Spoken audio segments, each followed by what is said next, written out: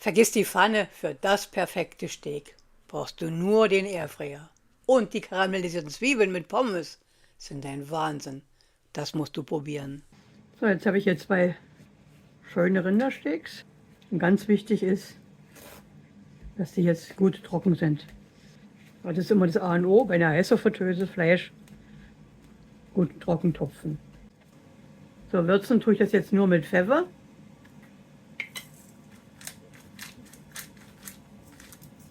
Also kein Salz, nur Pfeffer. So, das Fleisch besprühe ich jetzt leicht mit Öl. Und so lasse ich es noch liegen und lasse es noch weiter etwas ziehen. Hier habe ich jetzt noch meine eingefrorene Zwiebel. Die hole ich jetzt raus. Die lasse ich jetzt andauen und die kommt danach auch noch kurz dazu. So, hier kannst du jetzt die Zwiebel wunderbar sehen. So, und im unteren Korb kommen jetzt ein paar Steakhauspommes rein. Das war noch ein Rest, das hat für uns voll und ganz gelangt. Und oben läuft die Heißluftfritteuse schon, da habe ich jetzt mal vorgeheizt, das ist ja wichtig bei Steaks. Und jetzt 180 Grad, 15 Minuten habe ich eingestellt. Das Gitter etwas einsprühen. Die Heißluftfritteuse hatte ich vorgeheizt, 210 Grad für 5 Minuten. Das ist ganz wichtig bei Steaks, unbedingt. Und da kommen jetzt meine Steaks drauf.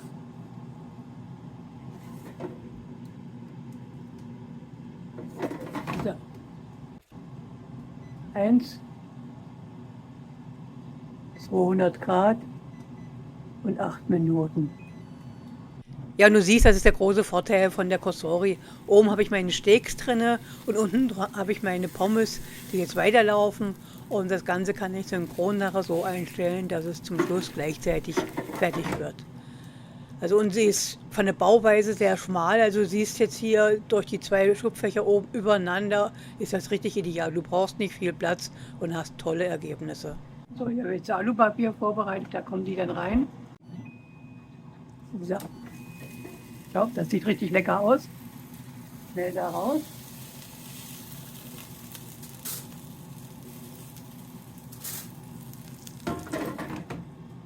So, da habe ich das jetzt eingepackt. Jetzt kommt das Gitter drüber. Und darauf habe ich jetzt meine Zwiebeln, die eingefroren waren. Die kommen jetzt kurz rein.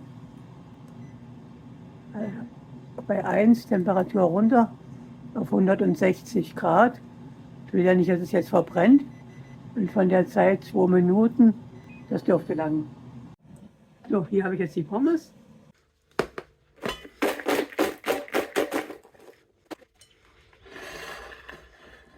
So, dann packen wir mal die Steaks aus.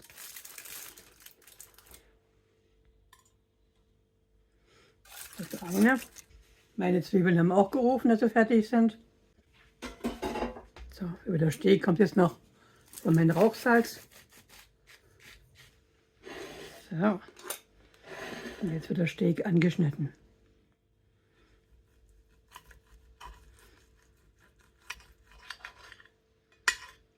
Schau. Das schaut richtig lecker aus. Zwiebeln noch dazu. Top. Schau, so einfach konntest du jetzt das Steak in der Heißluftfritteuse zubereiten und die karamellisierten Zwiebeln, wie ich die gemacht habe, das schauen wir uns jetzt an. Liebst du Steaks und richtig deftige Zwiebelsauce dazu? Ja, das zeige ich dir heute. Aber nicht nur eine Zwiebelsauce, sondern ich zeige dir 6, 7 verschiedene Varianten von richtig leckeren Zwiebelsoßen. Da ist eine Rotwein-Zwiebelsauce dabei, eine karamellisierte Zwiebelsauce dabei und noch vieles weiter. Und natürlich ein richtig schönes, leckeres Steak. Und das Schöne ist, diese Soßen, die ich dir zeige, kannst du einfrieren und hast die immer auf Vorrat, wenn du mal ein leckeres Steak machen willst und nicht erst wieder Soße oder dergleichen zubereiten möchtest, sondern du holst sie einfach aus dem Gefrierschrank und kannst sie dann direkt verwenden. Aber auch da gehe ich noch im Einzelnen darauf ein. Also es wird ein richtig leckeres, tolles Video. Freu dich drauf. So, mit den Zwiebeln fange ich jetzt erstmal an. Ich habe die jetzt mal halbiert und jetzt schneide ich mir so gleichmäßige dünne Streifen von den Zwiebeln. Nicht zu dünn, aber auch nicht zu dick. Also deswegen habe ich mir die Zwiebeln halbiert, da kann ich es auch besser schneiden und habe mir hinten das Stückchen dran gelassen zum Halten. Da habe ich auch mal einen Trick gesehen, das könnte ich auch mal probieren, ob das klappt. Mir einer gezeigt, hinten eine Gabel reinstecken.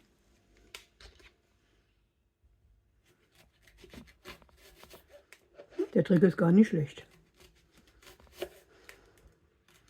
Oder hast du einen Trick, den du anwendest, wie du deine Zwiebeln so gleichmäßig dünn schneidest? Würde mich auch mal interessieren. Ich lerne auch gerne von dir. Könnt mir gerne in den Kommentaren dazu schreiben. So, jetzt geht's weiter. Hier habe ich mein Helferchen, das brauche ich jetzt.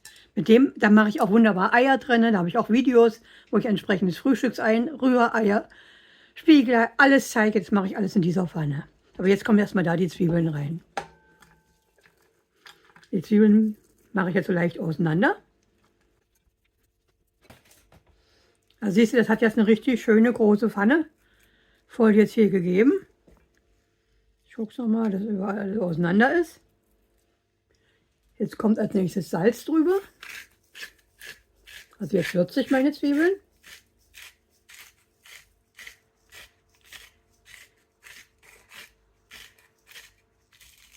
So, das langt schon mal. Dürfte so ein Löffel, ein halber Löffel voll Salz gewesen sein.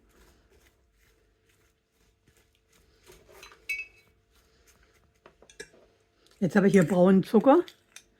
Davon brauche ich einen Teelöffel, den ich erstmal verteile.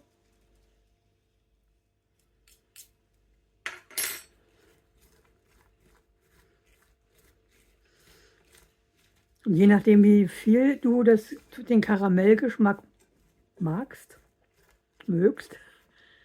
kannst du auch noch einen zweiten Teelöffelchen dazu machen. So, ich mache erstmal den einen und arbeite es jetzt mal gut durch.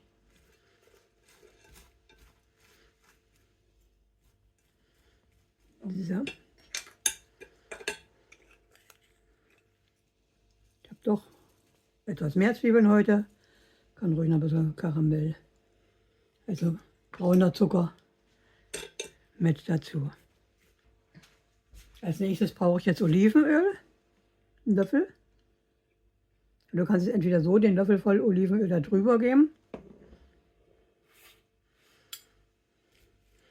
und den dann durcharbeiten. Weil das ist jetzt wichtig, dass du jetzt die Zwiebeln mit dem Olivenöl schon mal vorab durcharbeitest.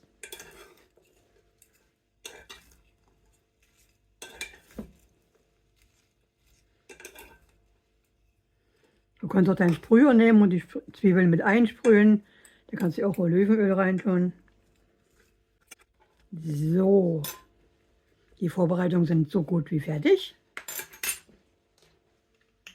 Jetzt geht es rüber in die Heißluftfritteuse.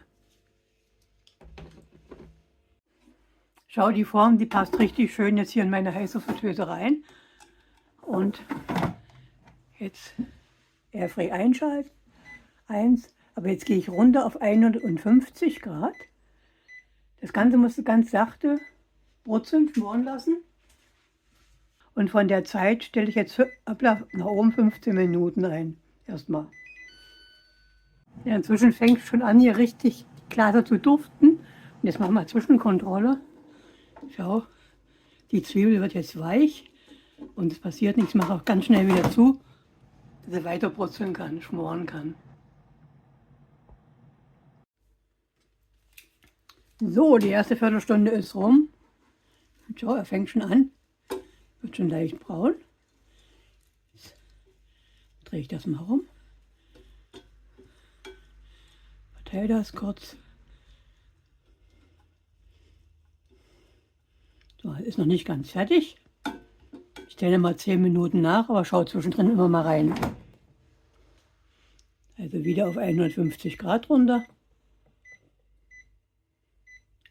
Airfryer. Und 10 Minuten.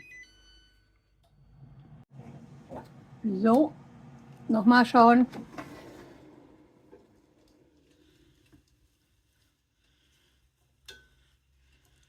Jo, die nächsten Minuten passen noch. Das ist super. Aber guck mal, wie schön weich das entsprechend schon wird. Die Zwiebeln. Genauso will ich sie für Steak nachher haben. So, schau mal. Schau, die nächsten 10 Minuten sind rum. Wenn du willst, kannst du sie noch kurz drinnen lassen. Du kannst noch mal ganz kurz auf 160 Grad hochgehen, aber nicht viel höher, sonst verbrennt dir das. Aber ich nehme die jetzt so raus und wir schauen uns gleich den nächsten Schritt weiter an. So, schau, hier habe ich jetzt meine Pfanne mit meinen Zwiebeln. Schön leicht angebräunt. Und was ich jetzt noch mache, ich habe jetzt hier Balsamico. So, und jetzt habe ich hier noch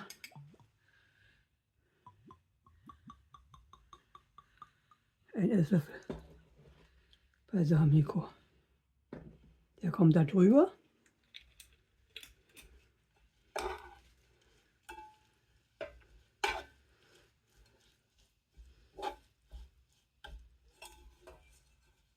So. Schön durcharbeiten, schön verrühren. Das lasse ich jetzt abkühlen. Und abgekühlt kommt es Gefrierbeutel und im Kühlschrank. Und wenn ich dann mal Zwiebelchen brauche, habe ich die vorrätig und kann sie gerade nehmen. Oder du kannst jetzt so direkt weiterverwenden auf deinen Steak. So, die ersten Zwiebeln sind fertig und als nächstes schauen wir uns hier Rotwein-Schmorzwiebeln an. So, jetzt ist es kalt genug, abgekühlt. Jetzt kann alles raus. Hier habe ich meine Gefriertüte. Da nehme ich ganz gerne die mit dem Zipper, da kann ich es so schön zumachen.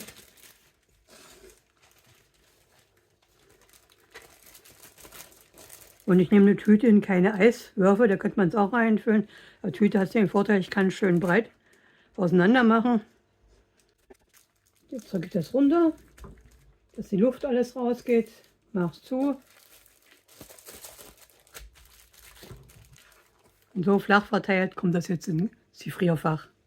Also nicht Kühlschrank, sondern Gefrierfach. Da kann ich jetzt noch schön beschriften, damit ich weiß, wann ich es eingefroren habe. Also so eingefroren ca. 3 Monate. Länger würde ich auf keinen Fall machen. Aber 3 Monate sollten gut sein. Also da beschriften. So, jetzt kann ich nur noch sagen, lass es dir schmecken. Hättest du gedacht, dass das so einfach in der Heißluftfritteuse zuzubereiten geht? Ja, wenn du die anderen Soßen noch sehen möchtest, am besten abonnierst du den Kanal und du verpasst nichts. Bei mir kommen immer wieder neue Rezepte, neue Tipps, immer wieder Informationen für dich.